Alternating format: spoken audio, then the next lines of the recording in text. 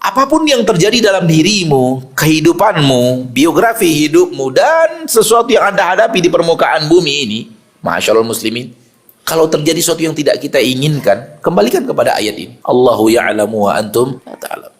Allah yang tahu, saya tidak tahu. Asa an tuhibbu syai'an wa huwa syarrul lakum. Boleh jadi sesuatu yang saya inginkan, itulah yang buruk untuk saya. Wa asa an takrahu syai'an wa huwa syarrul lakum. Boleh jadi ada sesuatu yang buruk yang terjadi pada diri kalian, maka ternyata itu adalah kebaikan untuk kalian. Tidak sedikit dalam hidup kita yang singkat ini, kita bertemu beberapa orang yang mendapatkan hidayah dalam penjara. Ada kejadian dalam hidupnya, ada sesuatu yang terjadi dalam hidupnya, dan akhirnya diputuskan masuk penjara. Dan tak ada yang merasakan pedihnya hidup di penjara kecuali orang yang sudah di penjara. Kalau kita ini ngomongnya enak, masuk penjara, kita nggak pernah merasakan pedihnya dalam penjara. Saya sekali ngomong lah sama orang yang pernah masuk penjara. Gimana sih penjara itu?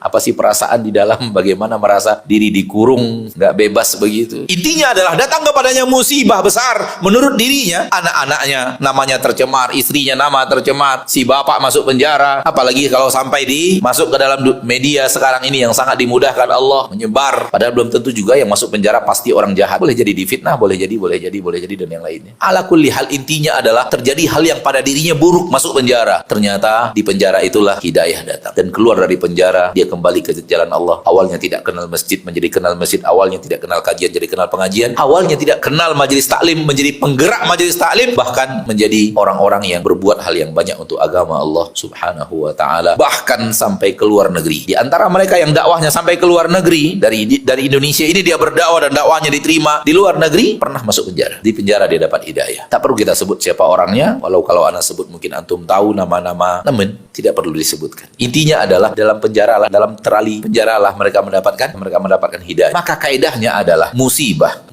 yang menimpamu, musibah dunia yang menimpamu, yang dengannya Allah berikan hidayah, itu adalah kebaikan. Musibah dunia yang menimpamu, yang dengannya hidayah menyapamu, itu adalah kebaikan. Dibanding Anda lanjutkan hidupmu yang tanpa hidayah datang dalam hidupmu. Jadi musibah dunia, kalau musibah dunia itu adalah batu loncatan dirimu untuk kenal Rabbmu, kenal Allah Tabaraka wa Ta'ala, dan kenal agama Allah Tabaraka wa Ta'ala, itu adalah kebaikan. Musibah itu sendiri adalah kebaikan. Bahkan apabila musibah itulah yang menjaga agamamu, menjaga hidayahmu, itu adalah kebaikan.